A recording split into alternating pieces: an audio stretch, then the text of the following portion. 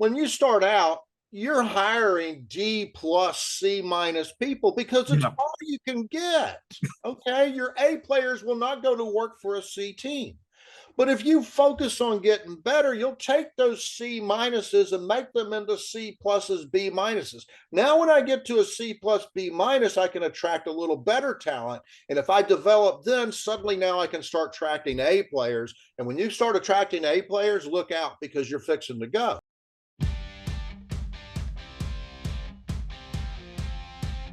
This is the Wealthy Contractor Podcast, brought to you by G4 Marketing. Interviews with today's top home improvement entrepreneurs about marketing, sales, money, mindset, and lifestyle. Now, here's your host, Brian Kaskavalcian. All right. Well, everybody, welcome to another episode of the Wealthy Contractor Podcast. This is Brian Kaskavalcian. And with me today is Gordon Fairbanks. If you haven't heard the name Gordon Fairbanks, let me tell you a couple of things about him. Number one, we should acknowledge the fact that he's a legend of the home improvement industry through Dave Yoho Associates. Very well earned. Again, if you don't know him, just wait. In about 15 minutes, you're going to be a little blown away by what he's done. You had a company called Fairbanks Construction, a very successful company, followed certain fundamentals and principles and things that I think we're probably going to touch on today. And, made a lot of money and built a great company and eventually exited for, I don't know how much, but I would imagine it was a pretty decent amount of money. And so with that said, why don't you tell your version, give us the 2-minute version of your story. And then I got a bunch of questions. I got a bunch of stuff we could talk about. Okay. Well, as you said, I'm born and raised in Ocala, so I naturally started here. I aged myself. That's Florida. That's Florida, by the way. Florida. Sorry That's about Florida. that. And I graduated high school in 1980, which ages me.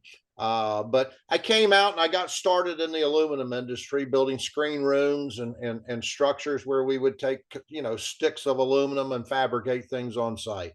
Did that for about 6 months, got my own truck and did quite well, was a subcontractor. I mean, other than from the time I was 18, other than maybe about 18 months out of my life, I've never worked for anyone. I've always kind of been in charge, which makes me probably a very bad potential for an employee for somewhere down the line.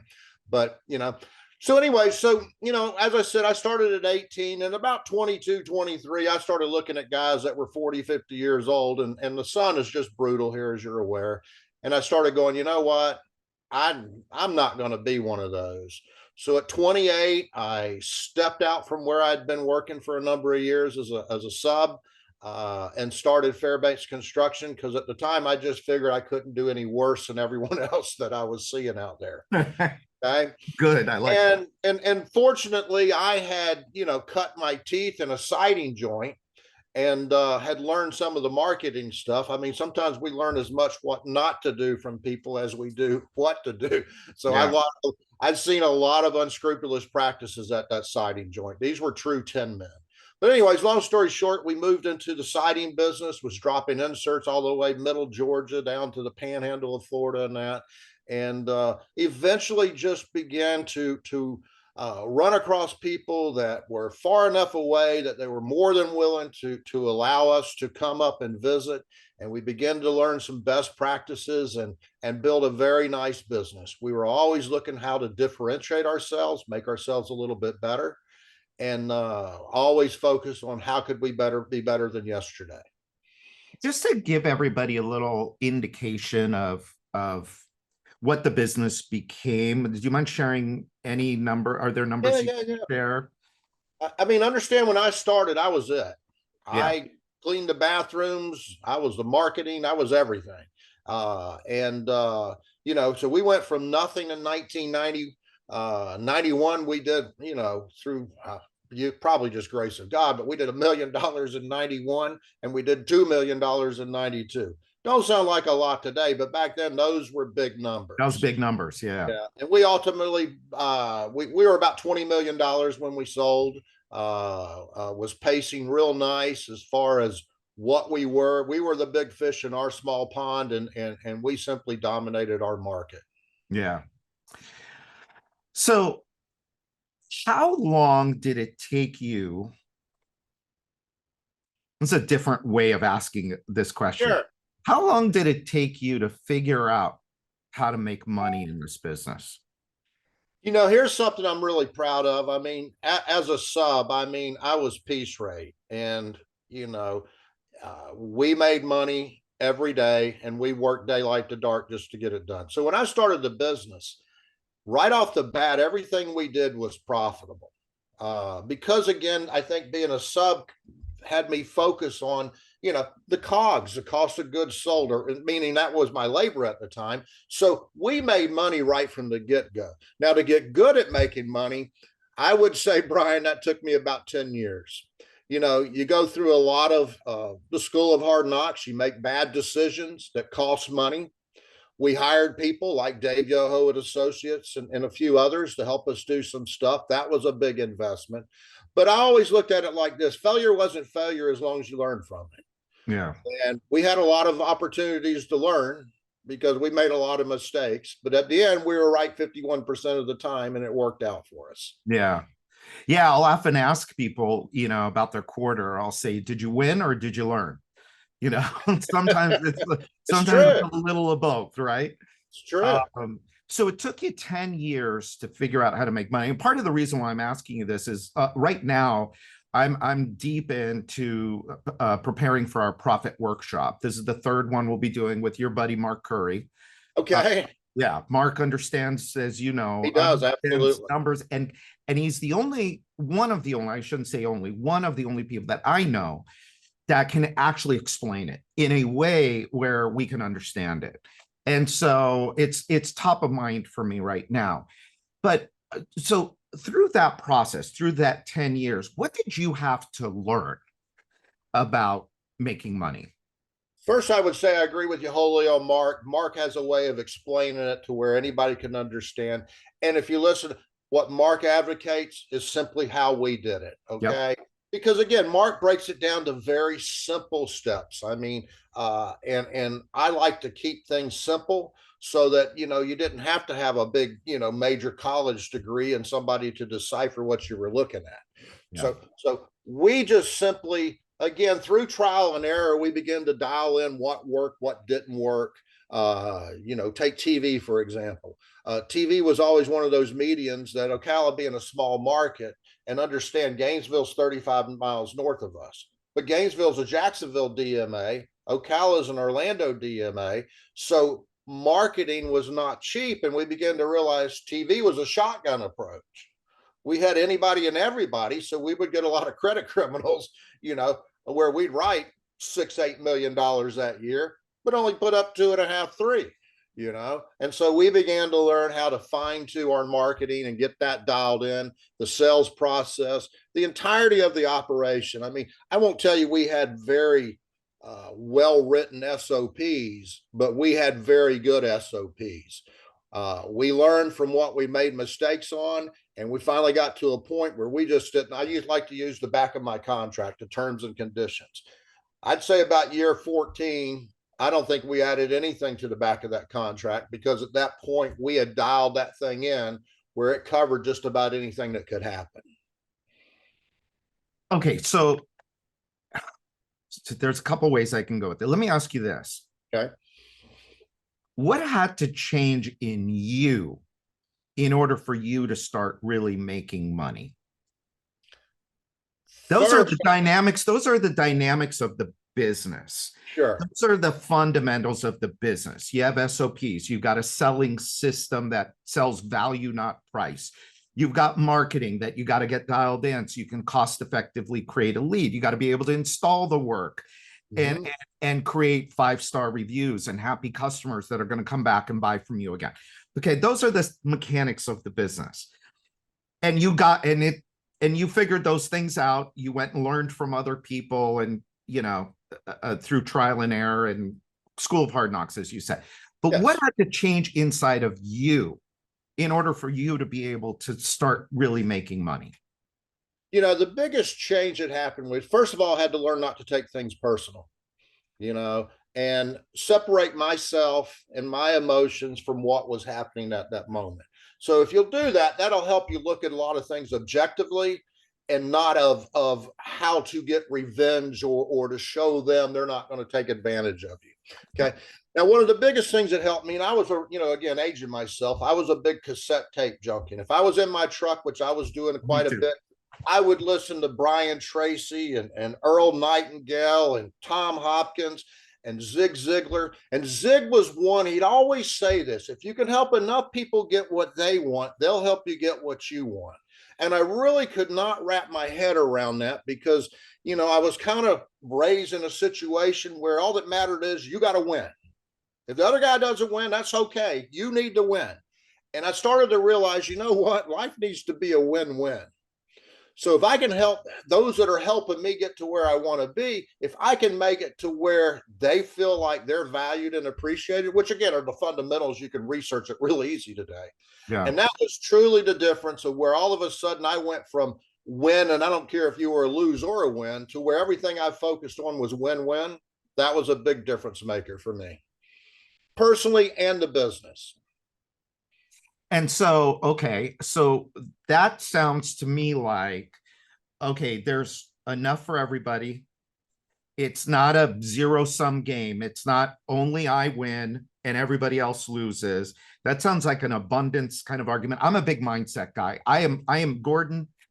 I've said it before, and I'm going to say it again, just from my own personal experience, from observation, from study, from being around people like you for so many years now and having these deep conversations. I am convinced this whole thing is 90% mindset and 10% skill set, because we can, especially today, like you just said, it's so we could go hire Dave Yoho Associates and get all of those things.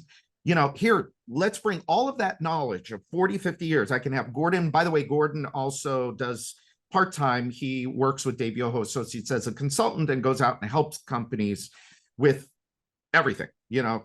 Whatever you need, he goes out, he helps you get right. We're going to talk a little bit about that too.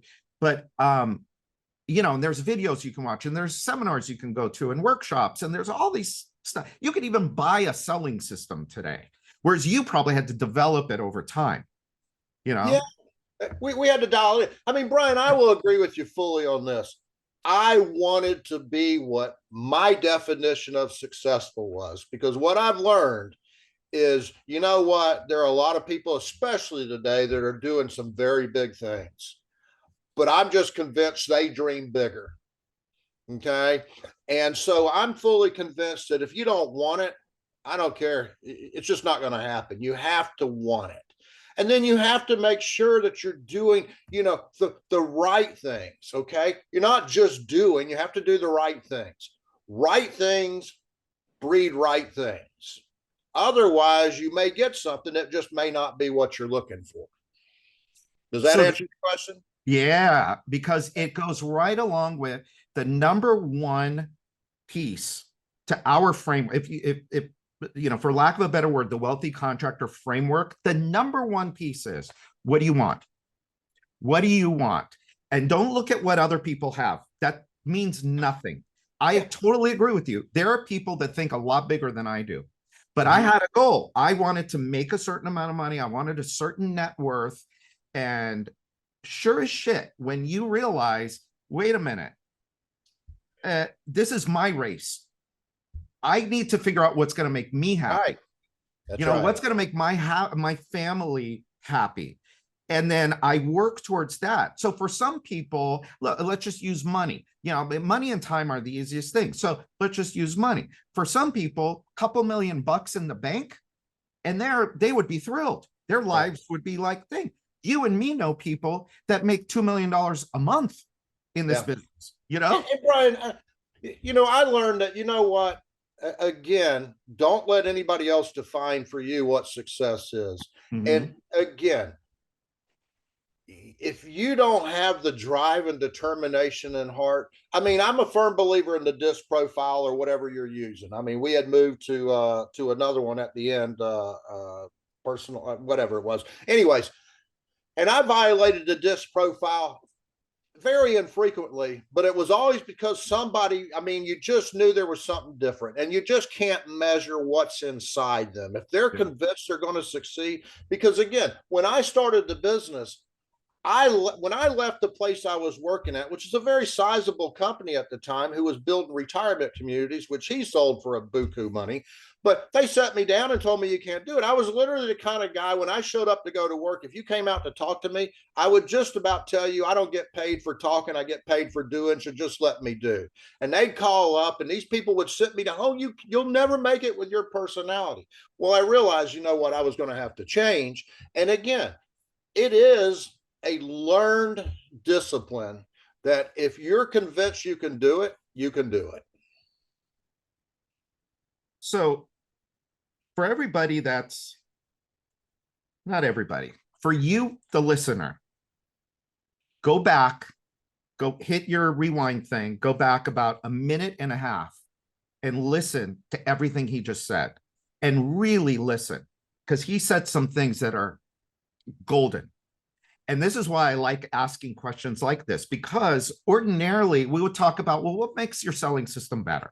How do you go from, we're closing at 27%, we want to close at 30%. Well, blah, blah, blah. Why do you want to close higher? Why do you want to do why? And ultimately it's going to come down to, I want to make more money. I want to spend more time with my family. I want, I want all of these things. So you said if somebody is convinced they're going to be successful, they're convinced that they're going to be, this is what you said, right? I don't want to put words in. This is what you said. I wrote it down. Convinced. Absolutely. And especially now in your position, when you walk into a place, and I'll tell you, anybody that's hiring a consultant or is hiring somebody to come in and show them how to do something, or if you're going to somebody else's office like he used to do very smartly to learn, don't argue with people. The minute you start arguing with them about, well, you don't understand, that's not going to work, that's not somebody that's convinced they're going to be successful. When you know in your gut, you listen.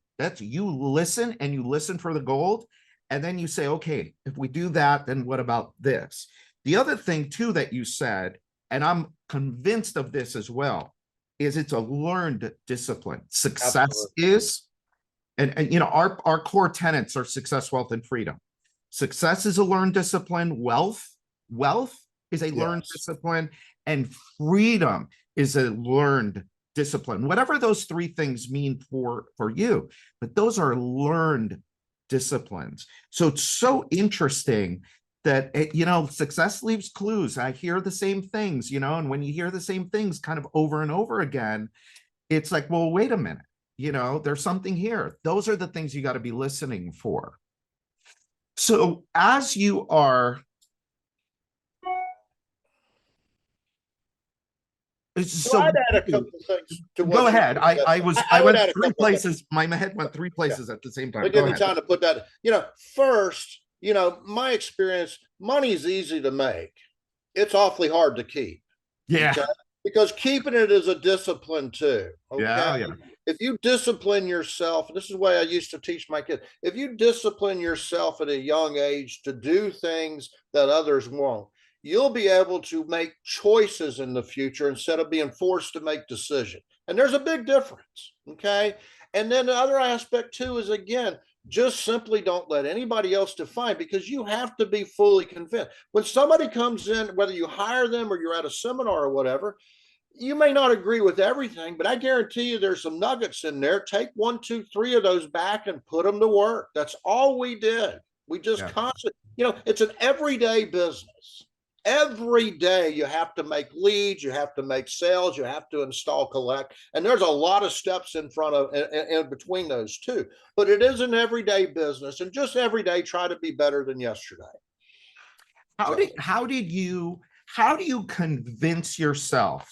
How did you convince yourself, I'm worthy of success, I'm worthy of wealth, and I'm worthy of the freedoms that this business should provide for me and my family? Well, I would say this, I've always believed it's not bragging if you can back it up. Mhm. Okay? And I was an awfully good installer. I got paid more than everyone else because, again, I did stuff that just we found ways to do it better. And so when I went into business, in the beginning, I'm looking as I'm getting, successful because, again, first full year in business, $1 million. Second full year in business, $2 million. That growth almost killed us because we outstripped our cash flow on that. But again, you're starting to achieve a level of success, and you're going, this pretender syndrome of, has anybody realized that, I ain't that smart and I shouldn't be sitting here. So I made an effort to learn. I became a very voracious reader because of what, I like to say when I started in 1990, if you had a bag phone and a fax machine with the shiny glossy paper on a roll, you were cutting edge technology. Okay. And when I go to seminars, I would meet people who were where I wanted to be. And because of distance, I'd befriend them. And because of distance, they had no problem with me or whoever I wanted to come with, coming up and spending a day, a week, whatever it was. And so I went and watched and learned from people that were doing what I wanted to do. And I just, again, became a student of it. And I still think if you're not, Grasso was somebody I worked with quite a bit. And I was one of his first clients, but he had always, this saying, there was a lot of things Rick would say, don't take my advice in business. I wasn't that good, but if you're green, you're growing, you're ripe, you're rot. And it's just true.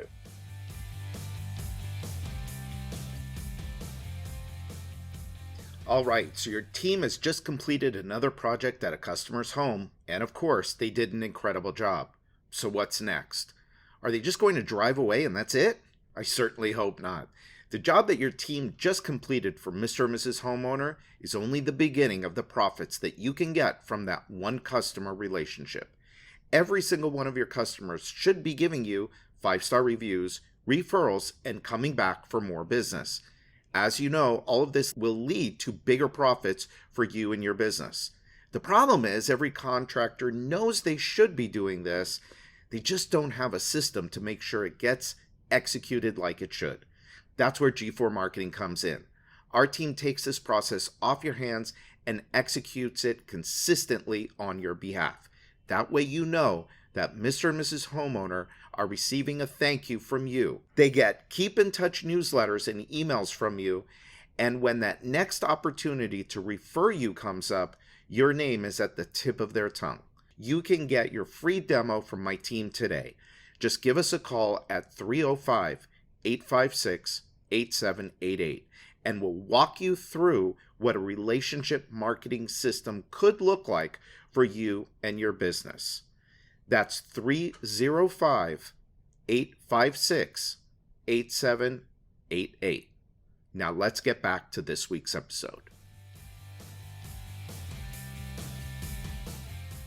So business, yeah, you were working on the business, but the real work, again, this is my opinion from experience and, observation and study, but it's the more work you do on yourself, the better your business will do. Absolutely. Yeah. In 1997, I had a dirt bike accident. Okay. The business was moderately successful at that time. It was making very good money, but I hurt myself pretty good. And I was out of work 3 months. Now I was in and out a little bit, but I lost a lot of people. And instead of looking and pointing fingers at them, I began to realize, what? I must not be a very good leader because nobody stuck around. And I really delve into leadership. I found John Maxwell and I ate him up. And I made an effort to make myself a better leader. And it took a lot of years. I believe at the end, I was a very good leader because, again, when I sold the business, it was amazing how many people called me to tell me what a difference I'd made in their life. And I looked at it really, Brian, and felt like all I did was give them an opportunity. I put the tools in front of them. I gave you whatever help you needed, and they took the opportunity to did it something with them. But apparently it was reciprocal where they believed that I added value to them, and they certainly had added value to us. And so, again, leadership is so crucial. And when I'm with people that I'm working with, as through Dave Yoho, I try to get them to understand 2 things. You got to make decisions by data. Your data needs to be accurate, but you need to make your decisions by the data because the data will show you trends. and you need to learn how to lead your people, because if they believe that you value and appreciate them, that their input has, value and worth, man, they will fall on the sword and go into battle with you every day. Wow, that's good stuff. So what's interesting about that is talking about leadership and creating an environment for others to be successful. Yes. So how frustrating is it? Because you probably come across this a lot, where you ask people, what they want, and they claim that they really care about their people. On the one side, on the other side, they have total disdain for this idea of, oh my God, I got to go hire more people. And it's the same symptom, I think. And the thing is that have you created an environment, a culture, a place where people can come and become better? Do you have the tools in place? So for example, I'll give you an example here. So our mastermind groups were here a couple weeks ago, and there's two guys, business partners. They built a nice business, but they've muscled their way there. They're working 7 days a week. They're stressed out. The one of them has 2 little kids that he gets them a couple days a week, and he's not focused on the kids. He's thinking about the business. He's constantly connected. Sure. So one of his biggest issues is his selling system. It's like, we gave him an opportunity. He's been there for a couple of years, and every meeting, it's like there's this whole new talk about a new selling system and it's like, dude, pick the damn. I don't care which one you pick. Yeah. I don't care whose it is. Pick one and run with it. Develop, create he's got 2 salespeople for $6 or $7 million in revenue. I go, are you out of your flipping mind? I go, why aren't you hiring more people? Well, I can't find people. Well, I said, yeah, because nobody wants to work for you. You don't have a good system. You can't show them, here, boom, boom, boom, do this, do this, do this. And it's good people that want to do good, that want to help other people. And yet they have a crappy system in their business that, first off, isn't providing for them and their family. But then now they want to bring in other people and provide for them and their families. And it's like, dude, if you can't provide for your own family, how the hell do you think you're going to be able to provide for somebody else's family? Exactly. So whatever you have to do, if somebody's got a system or you're going to bring somebody in to help you with the business, listen to what they have to say and take the good, like you said, take the good nuggets and just flip and go with the mechanics and the fundamentals that work in the business. Then that will help you attract better people. When you attract better people, then what happens? The business becomes, anyway, Absolutely. I look at it this way. I know there's variations of poker, but I just grew up with 5-card, draw. And again, when you start out, you're hiring D+, C- people because it's all you can get. Okay. Your A players will not go to work for a C team. But if you focus on getting better, you'll take those C- and make them into C+, B-. Now, when I get to a C+, B-, I can attract a little better talent. And if I develop then, suddenly now I can start attracting A players. And when you start attracting A players, look out, because you're fixing to go. But, and you got to keep your eye on what's important, okay? Again, the individual selling 6 million, he's getting 3 from 2 different people, all that takes is somebody looks left and forgets to look right, and now he's a $3 million business. Okay. Yep. And you got to look at Sam Walton. Just look it up. Sam Walton's last words were, I blew it. Wealthiest man in the world. Look it up. He said what? I blew it. He's laying on his deathbed. All his success meant nothing. That's one of the things I did. Again, my dad provided a lot of things for us, except his time. I made sure when I was installing, and even when I did the business, not as much as I would have liked to, but I made sure I attended my daughter's volleyball games and whatever else it was, because again, you got to keep balance, and you got to understand. Now, don't get me wrong. I used to go in at 3, 4 o'clock in the morning, and I'd work till 8 o'clock at night. Because you know what? At 3 o'clock in the morning, here's one thing you're assured of: nobody's calling you and nobody's knocking on the door. Yeah. Okay. And you got to pay the price of success. This nonsense of we're just going to hang a shingle up and people are going to come. You got to pay a price to get to where you want to be. It's a part of that commitment. And it is, like you said, it's a commitment to yourself. Yeah. You know, talk a little bit more about that, because that's not talked enough about, the price you have to pay for success. Talk a little bit more about that. Go a little deeper on that. Okay. Well, some of that payment is, again, realizing what your weaknesses are. You know, I mean, again, some of the things I learned over the year, we all have strengths and we have weaknesses. And most people want to focus on their weakness. But a weakness is a weakness because of one or two things. Either we're not good at it or we don't like doing it. And those are things aren't going to change. So focus on your strengths and your weaknesses will come up. But find things that benefit you. Learn to implement things that, again, make other people feel important, make other people important. Take people, you know, again, John Maxwell, I believe, is probably one of the best leadership trainers that I found. And he had two sayings.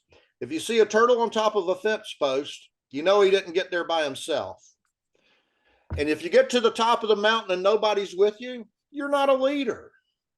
It's the journey. Again, I do not regret selling the business. There were some things that were happening that you know, the opportunity was the right opportunity for us to take.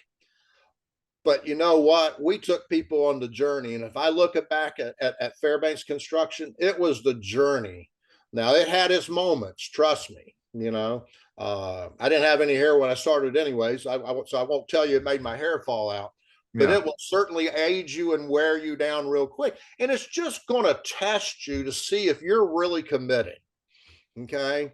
It's nature abhors a vacuum. Okay. And when somebody else falls out, somebody will replace them.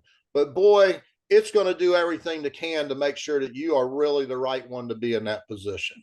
And how do you become the right one to be in that position? I think it's by focusing. For us, it was simply this: focusing every day on being better. You know, when things went wrong, Brian, all I cared about was two things. What do we got to do to fix it? And what do we got to do to make sure it doesn't happen again? Yeah. You will focus on that. You will control 80 to 85% of the things that happen every day. Because I go into businesses and I seen them when I was, you know, building Fairbanks. And you go into these offices that are just chaotic.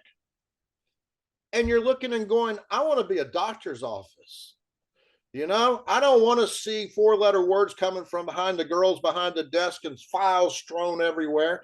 I want to see systems of order. I don't want to see chaos. And so we learned that if we just learn to fix the things and did not what we had to do to put a Band-Aid on it, drill down and find out what the root cause was. And if you can take care of that and get that into your people, because again, once you start creating this culture of excellence, this culture of trying to be better, man, culture trumps strategy every time.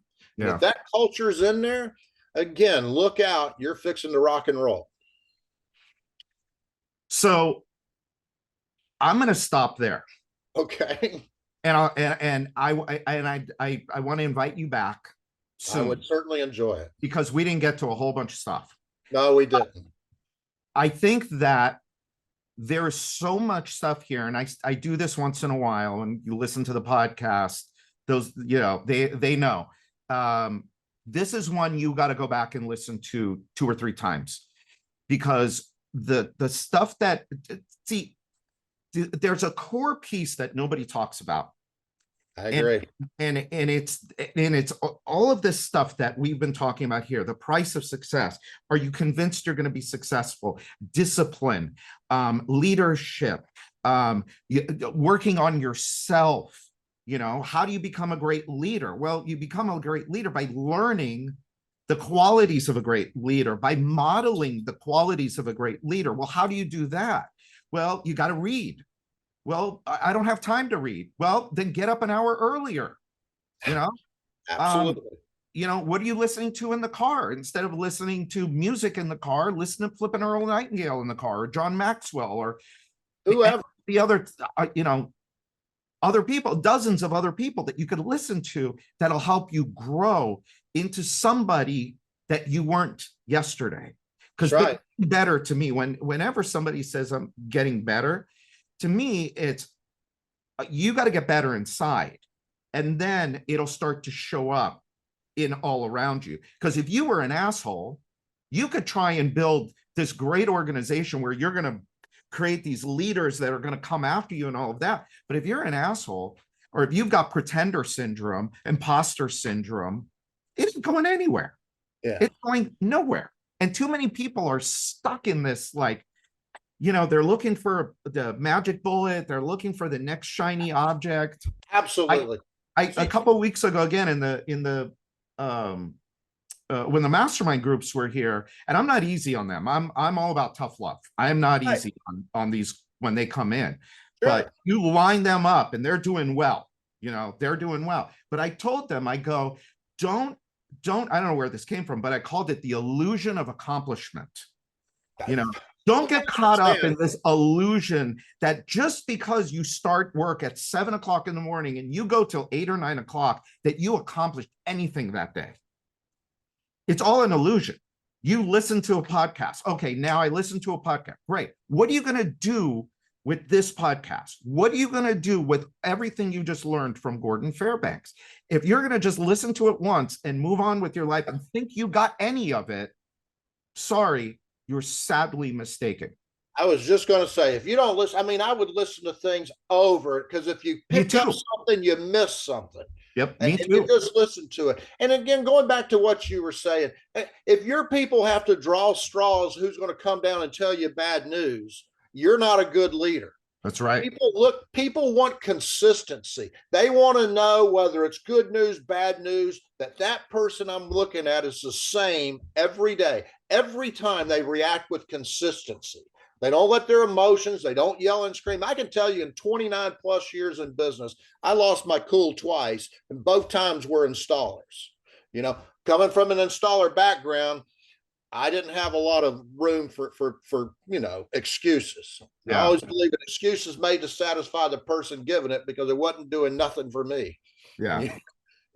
So I know we need to wrap it up. I would love the opportunity to come back, Brian. No, for sure. We're going to schedule it after we're done here. But thank you so much for being here. I appreciate everything you shared with us, and I'm really looking forward to having you again. But to everybody listening, this is one, go back. If you're really serious about being successful in this business, first off, there aren't very many people like him that you could learn from that'll be better for you. This guy has been through the whole thing. And that's number one. Number two, he said some amazing stuff here, stuff that you don't normally hear. And so go back and listen to it. And Gordon, thank you again. I really appreciate it. And until next time, this is Brian Kaskavalcian, and this is the Wealthy Contractor Podcast. Thanks for listening to today's episode of the Wealthy Contractor Podcast. Let me ask you, did it help you look at your business in a different way? Did it spark an idea or ideas that you hadn't thought of before? Do you have a list of action items that you can take and implement into your business or your life today? I really hope so. If it did, I'd like to ask you a favor. Would you leave a 5-star review of the podcast? By doing so, you'll help other contractors find the podcast more easily so that we can help them achieve more success, wealth, and freedom. And before you go, make sure you subscribe to the Wealthy Contractor Podcast so you get access to the latest episodes as soon as they're available. We're always striving to provide you with great content, so you don't want to miss what's coming up. In fact, if you haven't already, make sure you go to thewealthycontractor.com and get your free copy of my latest book, The 7 Secrets to Becoming a Wealthy Contractor. Just pay shipping and handling, and I'll take care of the cost of the book. And finally, a big thanks to G4 Marketing for sponsoring the Wealthy Contractor Podcast. For over 12 years now, G4 Marketing has been the secret back office relationship marketing team for hundreds of home improvement and home service businesses just like yours.